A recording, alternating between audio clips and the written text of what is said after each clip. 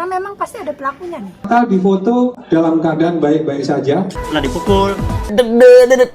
Tersangka-tersangkanya menjadi lepas gara-gara ada oknum-oknum tertentu. Terungkap sebenarnya tuh emang sangat terang. Kabarnya IG Polda Jabar udah nggak ada, guys. Berapa ya dari oknum kepolisian atau Polda Jabar itu yang gantiin kerjaan Peggy? Apa kerjaan Peggy? Kerjanya malu. Yang kerja Peggy yang malu oknum ladusing. Sementara subuh saya ada di Bandung. Masa iya saya langsung hilang ada di Cirebon itu? Rogo Sukmo. Siapa yang bisa punya kekuatan Rogo Sukmo? Nah, siapa? Ayo. Terima kasih banyak. Semoga Allah membalas semua kebaikan mereka. Kakak Vina merasa dibohongi, marah kepada Rudiana. Keluar kamu Rudiana. Wow. Hai, apa kabar kamu? Balik lagi di Let's Go. Apa kabar kalian semua? Semoga kalian baik-baik aja. Nah, kita masih update lanjut kasusnya Vina sebelum 7 hari dan juga King Kulba kita, Peggy Setiawan. Bukan Peggy Perong, Peggy Setiawan. Ini ya, ladusing budak. Peggy Setiawan. Nah, setia kawan dia. Nah, jadi guys, update terbaru adalah gimana Peggy ini bebas dan juga keluarga Vina ini merasa dibohongi oleh ayah Eki, calon menantunya gitu, calon besan gitu, yang nggak jadi ya gitu. Ngerasa dibohongin bahwa ini gimana nih, harusnya itu Rudiana keluar nih, itu Rudiana. Dari kepolisian keluar ya. Sejak keluar ke permukaan, menjelaskan nih gimana kok bisa salah tangkap. Tapi menurut Let's Go ini bukan salah tangkap, melainkan asal tangkap. Nah, dan juga Peggy ini meminta ganti rugi terhadap Polda Jabar ya, itu sebesar 30.000 per hari gitu. Nah, dikali ya tuh selama bertahun-tahun ya, karena atas kehilangan motornya. Dan juga kita akan simak itu Mbak Putri, gimana nih kabarnya Mbak Putri ya, pengacara keluarga Vina ya. Nah, jadi ini menurut Let's Go ini seru-seru banget guys. Update-nya kita bahas yang pertama adalah tanggapan dari kakak Vina waktu Peggy keluar. Nah, dia bilang dia seneng gitu, alhamdulillah Peggy keluar. Bisa-bisanya kamu seperti itu. Kemarin percaya dia pelakunya. Loh. Tanggapan saya senang ya, karena kan ini kasihan juga kalau misalkan salah tangkap, nanti kan dia ngerasain yang namanya di penjara gitu kan. Tapi kalau sudah ketahuan dari awal bahwa ini salah tangkap ya alhamdulillah, masih meyakini karena memang pasti ada pelakunya nih, tinggal kita mencari pelaku yang sebenarnya gitu kan. Jadi dia bilang alhamdulillah gitu karena ini ketahuan salah tangkap ya. Kalau ini ketahuan dari awal salah tangkap kan ya bagus karena nggak jadi di penjara. Yang ketahuan kan kita netizen, yang ngasih tahu polisi dan hakim serta pengacara kan kita yang meyakini ini salah tangkap. Polisi mah yakin ini benar tangkap. Nah, kita harus mencari pelaku sebenarnya. Yakin polisi mau cari pelaku sebenarnya, polisi oknum ya. Yakin polisi oknum mau cari pelaku sebenarnya. Kayaknya polisi oknum ini malah menutupi pelaku sebenarnya. Ini Kang Deddy, pengacara Peggy, netizen yang cari pelaku sebenarnya. Nah. Saka Tatal ketika diperiksa tahun 2016. Diperiksa oleh penyidik. Saka Tatal difoto dalam keadaan baik-baik saja, tidak ada intimidasi. Saka Tatal cenderung berbohong ketika diminta keterangan. Jadi ada perlakuan yang ini nggak kasar-kasar apa? Ada semacam kata-kata kasar, banyak sekali ancaman sekali. Terus ya selain itu saya pernah dipukul bagian mata sini itu yang di penyidik, yang di daerah penyidik itu. Saka Tatal pembohong. Saka Tatal cenderung berbohong. Waduh, kalau dari keterangannya Peggy, Peggy diapain? Peggy dipukul. Pukul sebelah mana Peggy? Di sini. Oleh siapa Peggy? Oleh penguasa sel. Siapa itu penguasa sel? Yang ada di penyidik. Gitu katanya Peggy Setiawan, guys. Aduh, itu kata Peggy Setiawan ya, kan nggak apa-apa kan, ada Polda Jabar beda persepsi kan, nggak apa-apa kan ya, gitu kan ya guys ya. Peggy adalah bagian dari pelaku yang melakukan pembunuhan sadis terhadap Ananda Eki maupun Ananda Vina. Tidak sama sekali Pak. Tidak, saya dalam hati Pak. Jadi kalian jadi saksi kalau saya mati. Pada saat tanggal 27 Anda di mana pada saat Di kejadian? Bandung kata Pak. Di kata Pak. Jangan sampai kasus ini menyimpang dari arahnya ataupun tersangka-tersangkanya menjadi lepas gara-gara ada oknum-oknum tertentu yang mau membela ataupun mau mengkondisikan sehingga kasus ini menjadi tidak menjadi terang-benderang. Kasus ini nih terungkap sebenarnya tuh emang sangat terang. Nggak seperti dulu gelap. Gelap gulita ya. Wes, jadi Peggy adalah bagian dari pelaku pembunuhan sadis terhadap Ananda Eki dan Ananda Vina. Kita lihat perjuangan Peggy pas ditangkap. Saya rela mati. Saya bukan pelakunya. Kalau saya mati, kalian semua jadi saksi. Tidak perlu kamu sampai mati. Kalau kamu sampai mati, Peggy, itu rasa keadilan di Konoha ini yang mati, Peggy. Tenang saja, Peggy. Kamu sudah selamat.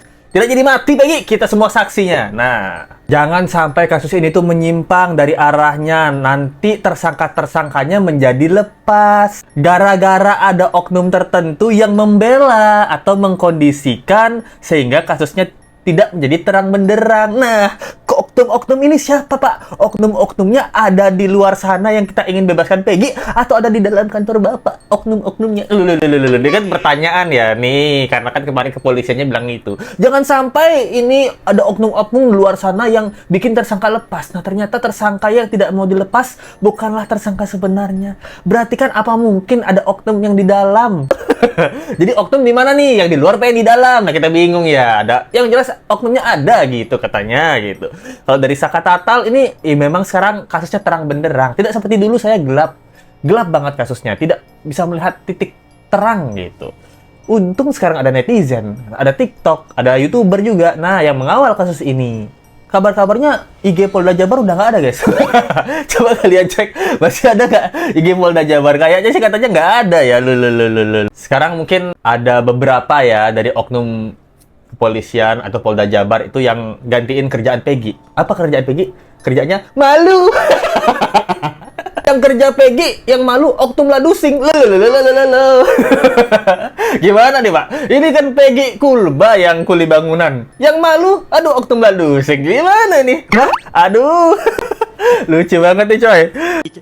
Dia tuduhkan bahwa saya di malam itu ada di Cirebon melakukan penusukan. Terus saya yang menyuruh mereka melakukan pemerkosaan yang pelaku utama.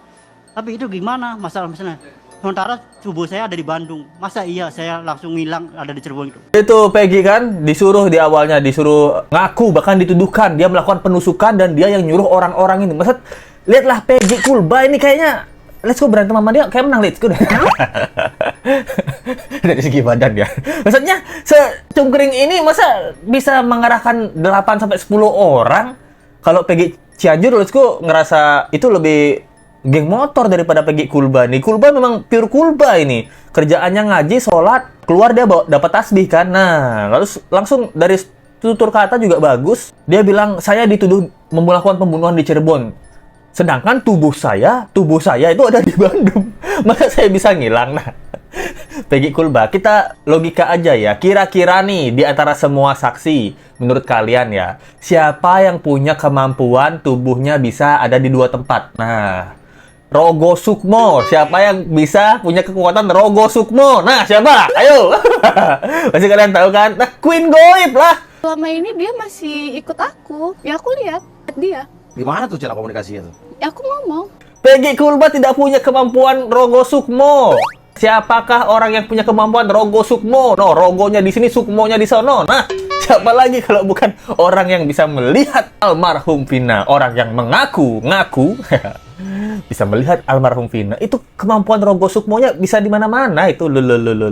Kalau dibilang bahwa alat bukti kurang ini sedikit saya buka sedikit lah. Sebenarnya saya nggak pengen membuka-buka masalah kayak gini karena lebih cenderung ke pengadilan sebenarnya. Ini contohnya. Ini adalah foto Peggy tahun 2016. Oke. Dan ditunjukkan sama pelaku dan di BAP di dalam BAP itu menyebutkan bahwa ya ini Pak, ini Peggy Pak. Polisi tidak anti kritik. Polisi sangat transparan dan terbuka untuk informasi apapun. Mereka tetap bersiteguh dengan keyakinan mereka bahwa saya bersalah. Jadi dan mereka sudah mengatakan bahwa kami tidak butuh keterangan kamu, karena kami sudah tahu benang merah kamu. Polisi tidak anti kritik. Tapi kata Peggy ya, katakan ke polisi itu bukan saya tidak butuh omongan kamu, saya tidak butuh pernyataan kamu, karena saya sudah tahu benang merah kamu. Kekil. Nah ini mungkin ada oknum yang Pak Sandi atau Kapolri belum tahu ya. Kalau dari Pak Sandi mungkin kan sebagai Humas Polri dia pengen memberikan citra polisi yang baik, tapi mungkin anak-anak buahnya ada oknum yang malah melakukan sebaliknya. Kalau Pak Sandi di sini bilang saya tidak mau sebenarnya memberikan bukti-bukti ya, tapi saya mau deh. Dia bilang gitu. Saya sebenarnya tidak mau kasih bukti, tapi saya mau deh. Gitu. Buktinya Peggy adalah foto kondangan. Pak, balikin foto kondangan Peggy Setiawan. Kasihan tuh di dinding rumahnya tuh ada bingkai kosong. Yang tadinya foto Peggy kondangan tidak ada. Kasihan kan?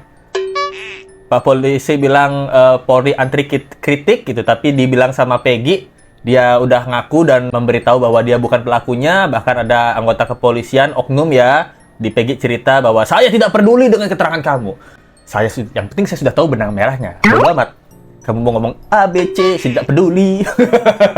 Kamu seperti teman-teman kamu yang 6 orang lainnya yang udah dihukum 8 tahun, saya tidak peduli. Tuh. Saya kurang tahu karena saya tidak kenal. Jadi pihak polisi itu membawa satu yang masuk, ditunjukin bahwa kamu kenal nggak sama ini? Saya jawab tidak kenal dan dia juga jawab tidak kenal dengan saya. Siap. Itu 7-7-nya menyatakan dia mengakui bahwa telah berbuat salah dan menyesali akibat perbuatannya. Ini adalah pernyataan pribadi yang didatangkan oleh mereka semua. Yang bikin siapa? Tanda kuasanya. Lama saya buat tanda tangan gitu. Itu keterangan yang saya mengakui. Karena masalahnya. Kok beda keterangan pelaku dengan Pak Humas Polri? Bagaimana nih, Pak? Kemarin dia bilang, 7 terpidana mengakui bahwa dia adalah pelakunya gitu dan meminta maaf serta menyesal atas perbuatannya. Dan sedangkan Peggy itu bilang, jadi ada salah satu pelaku di antara Eka Sandi, Eko, Ucil, Sudirman gitu. Itu salah satu ya, tapi dia nggak menjelaskan siapa orangnya, dimasukin dan ketemu Peggy Setiawan. Tidak kenal. Peggy pun juga tidak kenal, siapa ini? Kamu kuli mana? Saya kuli Bandung gitu. Saya di Cirebon. Dia nggak kenal lah. Kuli Cirebon sama kuli Bandung jauh gitu. Janganlah kalian menutup mata para polisi yang baik ya, yang memang jujur ya gitu. Let's go. Yakin Pak Sandi ini jujur, orangnya baik gitu, tapi masih menutup kemungkinan ya, atau menutup mata bahwa polisi itu semuanya baik gitu. Nggak semua polisi baik. Buktinya ada oknum yang sialan juga kan gitu. Tapi mungkin polisi yang mau ngobrol ke masyarakat seperti Pak Sandi Humas Polri ini ya gitu. Let's go, yakin polisi yang jujur dan polisi yang baik. Polisi yang oknum, mereka biasanya ngumpet gitu. Karena nggak mau ketahuan mereka adalah oknum. Biasanya jarang tersorot gitu. Tapi let's go, yakin humas-humas yang di depan itu dapat data tapi nggak di cross check, jadi cuma dapat datanya doang. Jadi nggak tahu ya data ini dirubah sama oknum atau dilebih-lebihkan sama oknum. Nah, kita nggak tahu. Yang pasti di dalam tuh ada oknumnya gitu. Dan kabarnya Peggy ini akan minta ganti rugi sebesar 30.000 rupiah ya satu hari karena motornya yang disita dari tahun 2016. Berencana akan mengajukan gugatan ganti kerugian. Ganti kerugian itu dari material. Material itu tadi penghasilan yang hilang. Kemudian ada loh sepeda motor ya yang disita sejak 2016 sampai 2024 itu 8 tahun ya.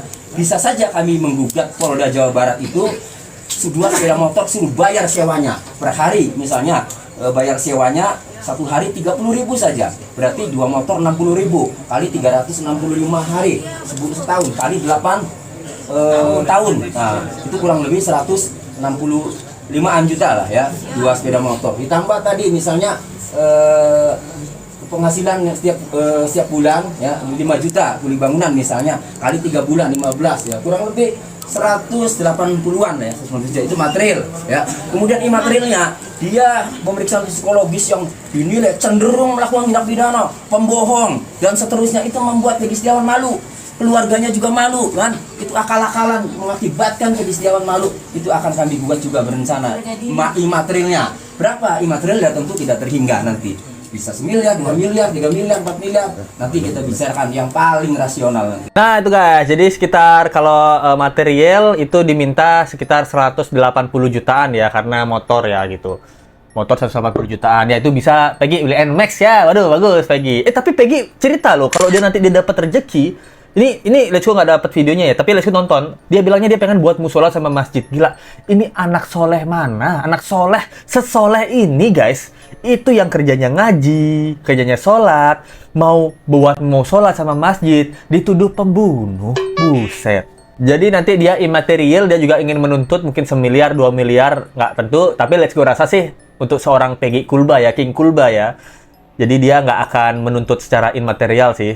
Gue rasa mungkin dia menuntut 180 juta aja yang make sense ya. Kasihan kan nanti kalau dituntut 1 miliar 2 miliar ke pihak oknum Ladusing ya, nanti Ladusing nilang berapa motor tuh. Di Cirebon semua motor ditilang. Oknum Ladusing ya, buat ganti rugi Peggy ya kan, Peggy pasti nggak mau juga ya. Ya memberikan apa ya? Memberikan penjelasan lah bahwa ini kan isunya salah tangkap semua nih gitu kan. Ya harusnya sedikitnya dia muncul. Nah, jadi itu dia minta sedikitnya muncul lah calon besan dulu ya. Nah, berarti ini kalau dipikir-pikir ya, hilangnya Ibtu Rudiana, sembunyi kah? Atau hilangkah? Atau sekarang masih kerja kah Ibtu Rudiana? Kita nggak tahu. Pertanggungjawabannya sebagai seorang Kapolsek, nah, tidak muncul ke permukaan, tidak menenangkan masyarakat, tidak mau berdiskusi dengan masyarakat seorang Kapolsek. Nah, yang dimana adalah itu kasus dari anaknya sendiri. Nah, apakah memang sesayang itu sama anaknya atau setidak peduli itu sama anaknya? Nah, itu pertanyaan kita ya. Teori-teori lain, ini teori yang bukan cerita sebenarnya, dan banyak netizen menduga bahwa ternyata Ibtu Rudiana ada hubungan kematian dengan Vina dan Eki. Ada yang bilang bahwa tidak merestui hubungan mereka, ada yang bilang ini permasalahan tentang gembong tepung sagu. Nah, itu juga masih menjadi pertanyaan ya. Tapi sikap Ibtu Rudiana yang benar-benar tidak mau muncul ke permukaan, tidak mau memberikan statement apapun dengan kasus anaknya, seperti tidak peduli gitu, atau seperti menyembunyikan sesuatu, itu sangat-sangat tanda tanya besar. Sehingga Polda Jabar, Polsek Cirebon itu namanya tercoreng ya. Setiawan dan pihak keluarga dan pihak tim kuasa hukum mengucapkan terima kasih banyak kepada seluruh masyarakat Indonesia yang sudah mendoakan saya, yang sudah mendukung saya, dan saya mau juga mengucapkan terima kasih banyak kepada Presiden Bapak Joko Widodo, Presiden yang terpilih, Prabowo Subianto dan tim yang lainnya. Dan saya juga mengucapkan kepada seluruh netizen Indonesia yang sudah mau mendukung saya dan mau mendoakan semua saya. Dan saya mau juga mengucapkan sama wartawan juga seluruh Indonesia yang sudah mau mendukung saya dan sudah mau mensupport saya. Terima kasih banyak pada kalian semua. Saya mengucapkan terima kasih banyak. Semoga Allah SWT bisa membalas semua perbuatan saya. Thank you banget Peggy Kulba. Dari sini kita belajar ya, jangan bangsat jadi kamu oknum ya. Oknum tuh jangan budak berdebah sialan setan. Oknum berdebah sialan setan ini dirasakan nih. Jadi terima kasih banget buat teman-teman yang udah berdonasi. Dari Eviah Susianto, thanks gitu. Makasih ya Mbak Elviah. Dari Dian Funa, terima kasih untuk Abang Let's Go ya udah nyimak kisah ini dari awal sudah tidak benar. Wah, terima kasih kembali untuk Dian Funa. Itu karena sobat-sobat Let's Go juga yang mendukung Let's Go dan masih mantengin kasus ini ya. Akhirnya ada cahaya nih di dalam kegelapan ya, guys. Dari Rahmat Fatin, hidup tim Kulba. Alhamdulillah, hidup Kulba. Dari Ko AJ, wah thank you Ko AJ, semangat terus bang. Salam dari Mbak Ko from Semarang. Salam untuk Mbak Ko ya, Semarang. Dari Muhammad, alhamdulillah King Kulba kita bebas. By the way, adik Peggy Setiawan yang perempuan cantik juga itu. Weh, hanya mengagumi dasar lu ya. Mata keranjang juga lu. Ya, tapi Let's Go setuju juga ya. Nah, itu dia video kita kali ini. Thank you banget buat sobat-sobat Let's Go yang udah dukung, yang udah menonton video ini. Dengan nonton aja udah dukung banget kan gitu. Jadi kalau teman-teman mau donasi lewat Saweria link di bawah atau Super Thanks. Nah, jadi kita masih update kasus selanjutnya karena kabarnya ada satu lagi Peggy, bukan Peggy namanya, Perong ya, temannya Liga Akbar yang dicurigai gitu. Tapi mungkin masih ketutup berita sama Peggy keluar ya. Nanti kalau udah Peggy agak meredup baru kita sikat satu lagi nih. Nah, dan juga Peggy Cianjur guys, itu dibayarin Kang Dedi Mulyadi untuk tes DNA sama emaknya. Karena kita curiga banget sama Peggy Cianjur ya. Kasihan Kang Dedi, duitnya banyak keluar ya gara-gara Peggy Cianjur ya. Aduh, jadi next time kita bahas si Peggy Cianjur lah. Oke, thank you banget yang udah nonton. Jangan lupa like, comment, share, dan subscribe video ini. Kita ketemu lagi di video berikutnya. Sampai jumpa lagi. Thank you banget. Kulba. Yes.